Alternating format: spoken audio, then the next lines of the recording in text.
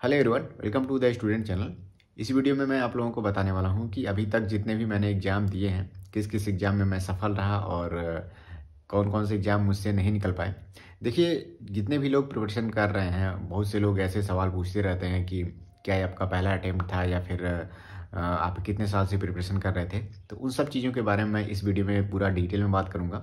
सबसे पहले मेरा जो क्वालिफिकेशन है, मैंने बीटेक किया हुआ है इलेक्ट्रिकल इंजीनियरिंग से और मैं 2016 में मैंने अपना बीटेक कंप्लीट किया था। तब मैं लखनऊ में रहता था, तो सोचा मैं लखनऊ से ना होकर के मैं दिल्ली से प्रिपरेशन करूँ, क्योंकि उस समय माहौल सभी लोग जानते थे कि दिल्ली में प्रिपरेशन अच्छी होती है और वहाँ पे अच्छे-अच्छे कोचिंग सेंटर हैं। तो मैं 2016 का जब मेरा बीटेक का फाइनल ईयर एग्ज़ाम हो गया, तो मैं तुरंत वहाँ से 1-2 महीने बाद मैं दिल्ली चला गया।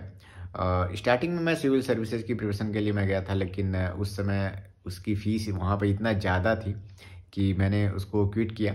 और वहाँ पे जब मैं गया तब मेरे मन में आया कि मैं क्यों ना पहले एसएससी सीजीएल से ही स्टार्ट करूँ, और अगर इसमें कुछ हो जाता है तो आगे फर्दर कोई प्रिपरेशन मैं कर सकता हूँ। लेकिन पहले बेसिक से स्टार्ट करूँ, क्योंकि इसमें मेन मेरा था ये कि फाइनेंशियली इसमें फ़ीस कम थी और मेरे पास कुछ ज़्यादा पैसे नहीं थे, कुछ स्कॉलरशिप के पैसे बचे हुए थे और मैं कुछ घर से पैसे लेकर के गया था।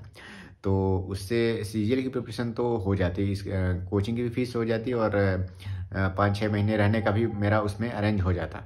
तो इसलिए मैंने सीजीएल को सबसे पहले चूज़ किया। उससे पहले मैं सबसे पहला जो कॉम्पिटिटिव एग्ज़ाम है, जो गवर्नमेंट जॉब के लिए, मैंने जब 2016 में था फाइनल ईयर में, तो उस समय मैंने सीडीएस का एग्ज़ाम दिया हुआ था, बिल्कुल विदाउट प्रिपरेशन, और मेरा उसमें सिलेक्शन नहीं हो पाया। और ज़ाहिर-सी बात है, अगर आप प्रिपरेशन किसी एग्ज़ाम की नहीं करते हैं, सिर्फ़ ऐसे ही फॉर्म भर देते हैं, तो आप सिर्फ़ उस भीड़ का हिस्सा हैं और आपका ना ही मतलब किसी जो पहले से प्रिपरेशन कर रहे हैं, उनसे कोई आपका कॉम्पिटिशन नहीं है और वो लोग आपको बस ऐसे ही इग्नोर करते हैं, क्योंकि किसी भी कोई भी फॉर्म होता है, उसमें करीब लाखों लोग, करोड़ों लोग भरते हैं, लेकिन मान के चलिए उसमें 50 से 60% ऐसे लोग होते हैं, बस सिर्फ फॉर्म भरते हैं, वो प्रिपरेशन बिल्कुल नहीं करते हैं। तो आप सोचें कि अगर इतना ज़्यादा फॉर्म भरा है और पॉसिबिलिटी कम है, तो आप हमेशा जितने फॉर्म भरे गए हैं उसका 50% करके ही आप कंपटीशन को आँकिए। उतना ज़्यादा कंपटीशन बिल्कुल नहीं रहता है। और देखिए, किसी का भी पहला फर्स्ट अटेम्प्ट, कोई भी एग्ज़ाम अगर गवर्नमेंट एग्ज़ाम की आप देना चाहते हैं, तो पहले ही अटेम्प्ट में एग्ज़ाम निकल जाना बहुत बहुत मुश्किल होता है। बहुत रेयर केसेस में ऐसा सुनने को मिलता है। उससे पहले हो सकता है कि उसी फील्ड में या उसी सब्जेक्ट से रिलेटेड उन लोगों ने पहले से एग्ज़ाम कोई ना कोई दिया रहता है, तो उसमें थोड़ा-सा उनका एक्सपीरियंस हो जाता है। 2 या 3 एग्ज़ाम के बाद कोई एग्ज़ाम वो निकाल ले जाते हैं। रेलवे में ये मेरा पहला एग्ज़ाम था, और लेकिन ये पहला एग्ज़ाम था, इससे ये नहीं कि कह सकता मैं कि इससे पहले मैंने इस सब्जेक्ट से, जो भी इसमें सब्जेक्ट पूछे जाते हैं, उससे रिलेटेड मैंने एग्ज़ाम नहीं दिए थे। उससे रिलेटेड मैंने बहुत से एग्ज़ाम दिए थे। अभी मैं एक-एक करके डिटेल में बता रहा हूँ कि कौन-कौन से मैंने एग्ज़ाम दिए थे। उसके बाद से मैं जब दिल्ली में गया 2016, मतलब लास्ट ही चल रहा था, तुरंत मैंने कोचिंग जॉइन किया सीजीएल का, और 2-3 महीने मैंने प्रिपरेशन किया। 2016 का मैंने फॉर्म भरा हुआ था और सेंटर मेरा लखनऊ में था। मैं आया यहाँ पे और मैं सेंटर का एग्जैक्ट लोकेशन मैं नहीं जान पाया और मैं एग्ज़ाम सेंटर पे पहुंच ही नहीं पाया। उस 2016 का जो सीजीएल का जो पहला पेपर होता है प्री वाला, उसमें मैं पहुंच ही नहीं पाया, तो वो मेरा एग्ज़ाम छूट गया। उसमें कई कारण थे, मैं बहुत लाइट ले रहा था। और हुआ क्या था, मेरा जो एप्लीकेशन फॉर्म था, जो एडमिट कार्ड था, वो मैंने उस दिन तक प्रिंट ही नहीं कराया था। अगले दिन मैंने प्रिंट कराया, उस दुकान पे गया, उसमें लाइट ही नहीं आ रही थी। कई दुकान पे मैं गया, इसी में मेरा समय लॉस हो गया और मैं जाने में देरी कर गया, पहुँच ही नहीं पाया समय से। तो वो एग्ज़ाम मेरा छूट गया। लेकिन मैं अपने आप से ये कह रहा था कि मेरी प्रिपरेशन उतनी अच्छी नहीं है, तो मुझे उतना ज़्यादा मतलब दुःख नहीं हो रहा था, लेकिन मुझे वो एग्ज़ाम देना चाहिए था। अगर भले ही आपकी प्रिपरेशन नहीं है तो क्या हुआ, आप उसकी प्रिपरेशन कर रहे हैं और आपका पहला अटेम्प्ट है, तो आपको एक अलग अनुभव मिलेगा और अगले एग्ज़ाम में जब अगला अटेम्प्ट देंगे तो उसमें आप थोड़ा-सा और अपना एफ़र्ट लगा पाएँगे। लेकिन उसके बाद से मैंने 2016 में प्रिपरेशन स्टार्ट किया और 2017 में सीएचएसएल का फॉर्म आया और मैंने उसको फिल किया। और उस बार मेरे करीब 115 या 116 के आसपास नंबर थे और कट ऑफ उससे शायद 10-12 नंबर ज़्यादा ही था। तो उस बार मेरा नहीं हो पाया, सीएचएसएल प्री में ही नहीं हो पाया। ये मेरा पहला मतलब ऑफिशियली पेपर, एक तरह से मैं कहूँ कि प्रिपरेशन करके मेरा पेपर था और कट ऑफ से मैं 10-15 नंबर कम ही था। फिर उसके बाद से 2017 में सीजीएल का पेपर था और सीजीएल मैंने दिया और वो सीजीएल का प्री वाला पेपर मेरा क्वालिफाई हो गया। मुझे एग्जैक्ट नंबर नहीं याद है, लेकिन प्री क्वालिफाई हो गया। लेकिन उसी साल काफ़ी ज़्यादा प्रोटेस्ट हुए सीजीएल पेपर को लेकर के, उसमें बहुत धांधली हो रही थी और वो बहुत ज़्यादा उसमें नकल हो रहा था, पेपर आउट हो रहे थे। तो बहुत से आप लोगों ने देखा भी होगा 2017 में बहुत से प्रोटेस्ट हुए, आप यूट्यूब पे देख भी सकते हैं। दिल्ली में जो एसएससी का ऑफिस था वहाँ पे भी लोगों ने, बहुत ज़्यादा बच्चों ने प्रोटेस्ट किया था। उसके बाद से क्या हुआ कि 2017 का प्री हो गया, उसी बीच में जब प्रोटेस्ट चल ही रहा था उसी बीच में मेंस का पेपर था। और उस साल 2017 का मेंस बहुत ही ज़्यादा कैलकुलेटिव आ गया था और टफ भी काफ़ी था। तो मेरे लिए टफ रहा। बहुत लोग वो एग्ज़ाम क्वालिफाई भी किए, उनकी प्रिपरेशन बहुत अच्छी रही थी। मेरा उतना बेहतर नहीं रहा और मैं मेंस में नहीं क्वालिफाई कर पाया सीजीएल 2017 के मेंस में। फिर उसके बाद से 2018 सीजन 2018 एलपी की वैकेंसी आई। मुझे बिल्कुल भी लिटरली पता नहीं था कि एलपी का काम क्या होता है। मैं पहली बार ये वैकेंसी का नाम सुन रहा था।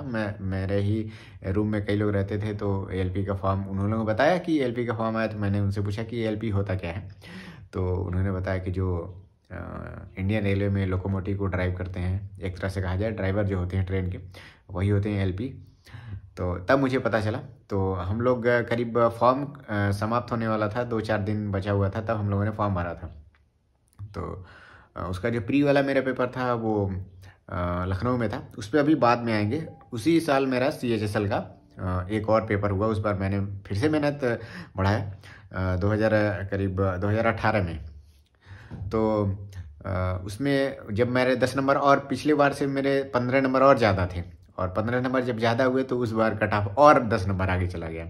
फिर मैं उसमें डिस्क्वालीफाई हो गया। उस बार भी मेरा सीएचएसएल पेपर नहीं हो पाया। लेकिन उसी साल शायद मेरा एसएससी एमटीएस का पेपर था, जो पहला पेपर अच्छा गया था और वो क्वालिफाई हो गया। तो उसके लिए एक ऐसे होता है, क्योंकि देखिए अगर समय धीरे धीरे बीतता जाता है, साल 2 साल समय हो जाता है, तो आपके ऊपर ज़ाहिर सी बात है फाइनेंशियल प्रेशर सबसे ज़्यादा यही आता है कि फर्दर आपको, आपने बीटेक किया हुआ है और उसके बाद से आपको प्रिपरेशन के लिए और पैसे चाहिए, और आप उतना फैमिली बैकग्राउंड आपका अच्छा नहीं है। और दिल्ली जैसे शहर में रहना, कोचिंग तो उतनी ज़्यादा महंगी नहीं लगती है अगर आप छोटे वनडे एग्जाम की प्रिपरेशन कर रहे हैं तो, लेकिन वहाँ पर रहना ही बहुत मुश्किल होता है। क्योंकि अगर आप बहुत ही कम पैसे में रहना चाहते हैं तब भी आपका कम से कम 7 से 8 हज़ार रुपये लग जाते हैं, जो कि नॉर्मल फैमिली का उतना इनकम ही नहीं है। सेविंग रहेगी 8 हज़ार 9 हज़ार, तभी तो वो आपको उतना वहाँ पे प्रोवाइड करा पाएंगे। तो फाइनेंशियल प्रेशर आपके ऊपर बहुत ज़्यादा बढ़ने लगता है। तो एमटीएस का मैंने पेपर दिया, उसमें पहला पेपर हो गया तो चलो, बस दूसरे पेपर में सिर्फ ऐसे ही था, तो मेरा उसमें भी नहीं हुआ। निबंध वाला मैंने क्वालिफाई किया था, लेकिन फाइनल जब मेरिट बनी तो मेरे नंबर से करीब 6-7 नंबर और ज़्यादा मेरिट हो गया। फिर CBT 1 का जो पेपर था रेलवे का, वो हुआ लखनऊ में मेरा। तो इसके बाद इसको मैंने बिल्कुल भी बहुत ज़्यादा सीरियस होकर मैंने नहीं पढ़ा था, क्योंकि उस समय मैं सीजीएल को ही ज़्यादा फोकस कर रहा था। और जब पता चला कि CBT 1 जो पेपर है वो सिर्फ क्वालिफाइंग है, तो उस समय मुझे आइडिया भी नहीं था कि इतना कम कट ऑफ बीच का जा सकता है। क्वालिफाइंग है तो उसी हिसाब से हम लोग उसको, पहले के जो पेपर मैंने पढ़े थे, जीके थे, रीजनिंग था, मैथ्स मेरा थोड़ा अच्छा था ही, तो उसके आधार पर मैंने पेपर दिया था। तो उसमें मेरा CBT 1 का जो रिजल्ट आया था तो मेरा पेपर हो गया था। और फाइनली उसके बाद से मैंने डिसाइड किया कि अब दिल्ली नहीं रहना है, और हम लोगों ने दिल्ली को, मेरे साथ और भी लोग रहते थे, तो दिल्ली हम लोगों ने छोड़ दिया और मेरा होम टाउन गोरखपुर के पास में ही है। तो मैं गोरखपुर में आके CBT 2 का जो पेपर था उस समय मैं गोरखपुर में आके प्रिपरेशन स्टार्ट किया CBT 2 के लिए। क्योंकि अगर आप पहला स्टेज क्लियर कर जाते हैं तो दूसरे स्टेज के लिए आप बिल्कुल आगे जाइए, और किसी और एग्जाम पे फोकस मत रहिए। उस समय सीजीएल का भी पेपर आया था, मैं उसको एकदम साइड में कर दिया था, क्योंकि अगर आप एक सीढ़ी चढ़ चुके हैं, एक ही सीढ़ी और आपको चढ़ना है, तो आप उसको ज़्यादा ध्यान दीजिए। तो मैंने CBT 2 के लिए पढ़ाई स्टार्ट की। उसके लिए मैंने जो भी प्रिपरेशन स्टडी थी वो मैं पहले से वीडियो बना चुका हूँ। तो CBT 2 मेरा क्वालिफाई हुआ। उसके बाद से इसमें साइको का पेपर होता है, उसके लिए भी हम लोगों ने प्रिपरेशन किया, क्योंकि किसी भी स्टेज पे हम समझौता नहीं कर सकते थे। क्योंकि अगर आप सोचते हैं कि कुछ लोग क्या होता क्या है कि कुछ पैसों के कारण, या फिर अगर मान लीजिए कोचिंग ज्वाइन नहीं करना चाहे, अगर आपका कोई भी सब्जेक्ट वीक है तो आप टेस्ट सीरीज खरीद सकते हैं, बुक खरीद सकते हैं। इसमें आप इन्वेस्ट करिए, जितना ज़्यादा आप बुक्स में इन्वेस्ट करेंगे आपको ही फ़ायदा होगा। तो CBT 2 का पेपर हुआ मेरा रेलवे का, और वो क्वालिफाई हो गया, साइको हो गया, उसके बाद से मेडिकल हो गया। और फाइनली 2016 से मैंने जर्नी स्टार्ट की थी प्रिपरेशन की, और अक्टूबर 2019 2 अक्टूबर को यहाँ पे फाइनल डॉक्यूमेंट वेरिफिकेशन था गोरखपुर में, LP में, और मैंने उसको ज्वाइन किया। क्योंकि इस समय तक 3 साल हो जाने के बाद अगर आपकी ग्रेजुएशन है, वो भी BTech है, अगर आप जॉब नहीं पाए हैं तो आपके ऊपर प्रेशर बहुत ज़्यादा बढ़ जाता है। हाँ, इस बीच में मैंने वीडियो का भी एग्ज़ाम दिया था, जो स्टेट गवर्नमेंट का जो एग्ज़ाम होता है, SSC जो एग्ज़ाम होते हैं वीडियो का, उसमें भी पेपर मेरा ठीक ही हुआ था, लेकिन उतना ज़्यादा बेहतर नहीं हुआ, क्योंकि उसी बीच में CBT 2 का भी प्रिपरेशन चल रहा था। तो इस वीडियो के लिए जो स्टेट गवर्नमेंट का होता है, तो उसमें हिंदी भी पढ़ना पड़ता था, तो उसके सब्जेक्ट थोड़ा सा अलग थे।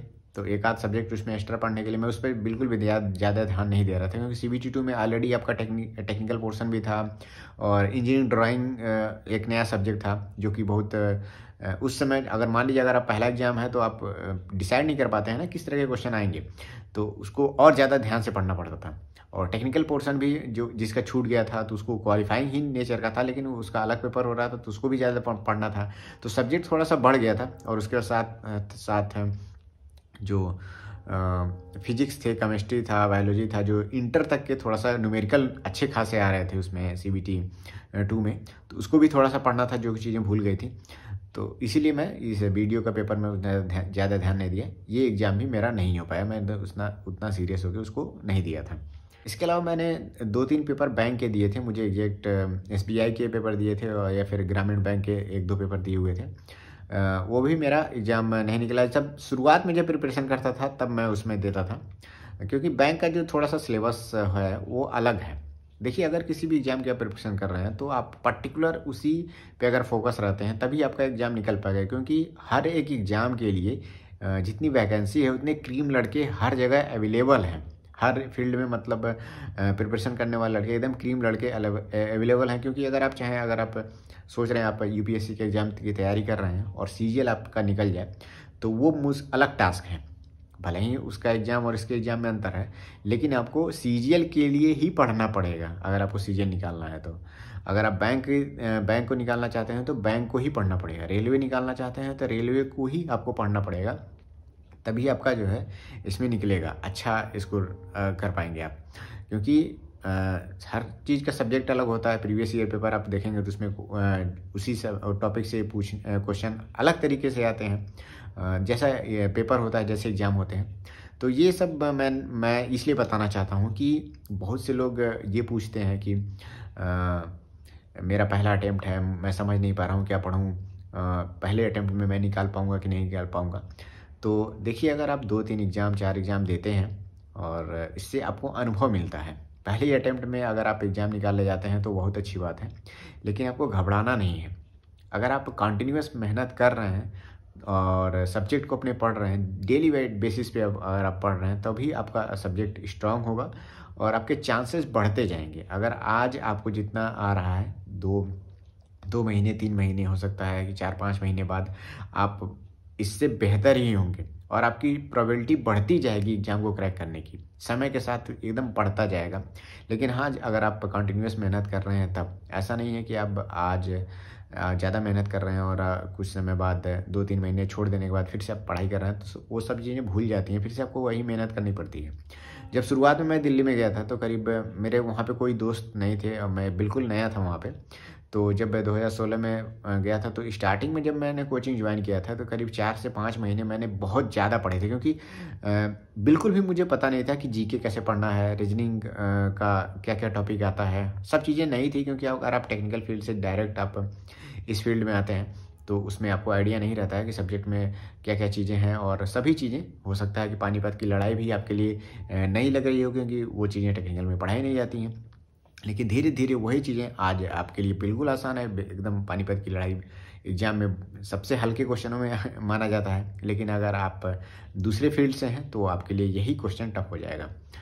तो ये सब चीज़ें मुझे बेसिक से सीखना था, तो मैंने 3-4 महीने बहुत ज़्यादा मेहनत किया और हर एक क्वेश्चन को 2 बार 3 बार मैंने ट्राई किया। जितने भी उसमें क्वेश्चन बन सकते थे, अलग अलग किताबें थी, ऑब्जेक्टिव क्वेश्चन हो गया, ऑनलाइन टेस्ट देना, ऑफलाइन टेस्ट देना। उस समय तो कोचिंग सेंटर में ऑफलाइन टेस्ट भी होता था। तो इस तरह इससे मैंने अपना ज़्यादा से ज़्यादा प्रैक्टिस किया और मेरा वो सब्जेक्ट स्ट्रांग हो गया। अभी क्या है, कोई भी चीज़ अगर भूलता भी है तो मैं अपने नोट्स उठा लेता हूँ, कुछ नोट्स मेरे पास रखे हुए हैं तो उससे मैं पढ़ लेता हूँ, या फिर आप यूट्यूब से भी रिवीजन कर सकते हैं। लेकिन मैं ज़्यादातर यूट्यूब फोकस उतना ज़्यादा मैं लाइक नहीं करता हूँ, मैं गूगल करना ज़्यादा पसंद करता हूँ। कोई भी चीज़ अगर आपको नहीं पता है तो आप तुरंत गूगल करिए, उसमें रीड कर लीजिए, क्योंकि यूट्यूब पे हो सकता है कोई आप पर्टिकुलर वीडियो देखें तो 5 से 10 मिनट में वो इन्फॉर्मेशन बताने में समय लग जाए, लेकिन अगर आप रीड करना चाहेंगे तो 2 से 3 मिनट में वो उतनी इन्फॉर्मेशन आप रीड कर पाएंगे। अगर आपको बिल्कुल भी नहीं आता है, अगर कोई चैप्टर पढ़ना चाहते हैं तो यूट्यूब का सहारा लीजिए।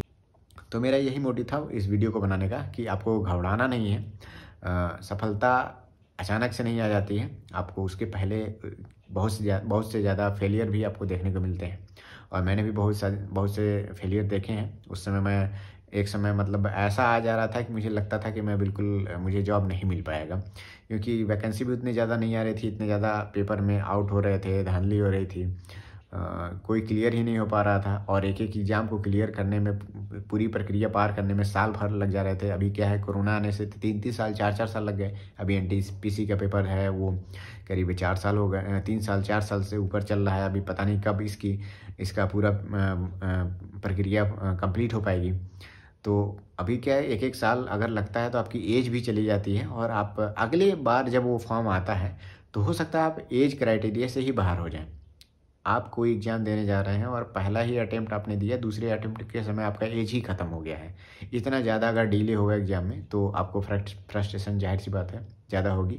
तो आप कोई भी एग्ज़ाम को यही मान के चला करिए कि इसके बाद मुझे ये मौका नहीं मिलेगा, तभी आप उस एग्ज़ाम को क्लियर कर पाएंगे। हमेशा आप ये मत सोचिए कि मेरा पहला अटेम्प्ट है, बस ट्राई देने मैं जा रहा हूँ।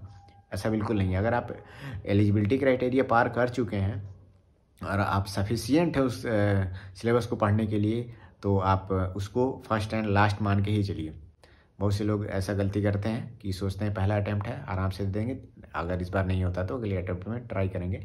तो हो सकता है कि अगला अटेम्प्ट जब तक आए तो आपके पास और भी प्रेशर हो जाए, आप तैयारी करने में आपका मन ही ना लगे, और बहुत सी सिचुएशन हो सकती हैं। क्योंकि अगर शुरुआत में आप जाते हैं प्रिपरेशन करने तो गार्जियन का पूरा सपोर्ट रहता है, लेकिन जैसे जैसे समय बीतता जाता है, 2 एग्ज़ाम 3 एग्ज़ाम आपने बताया कि मेरा नहीं हुआ, इतने नंबर से कम रह गया, तो कुछ गार्जियन होते हैं जो तब भी सपोर्ट करते हैं, लेकिन धीरे धीरे उनका भी मनोबल टूटता रहता है कि आपका एग्ज़ाम नहीं हो पा रहा है। भले ही वो जानते हैं कि गवर्नमेंट के कारण गवर्नमेंट लेट कर रही है, रिजल्ट समय से नहीं देती है, और भी चीज़ें हैं, लेकिन धीरे धीरे उनका भी विश्वास टूटता है, और आपके अंदर भी डिमोटिवेशन आता है कि आप हो सकता है कि एग्ज़ाम निकाल ना पाएँ, तो आप किसी और फील्ड की तरफ रुख करने लगते हैं।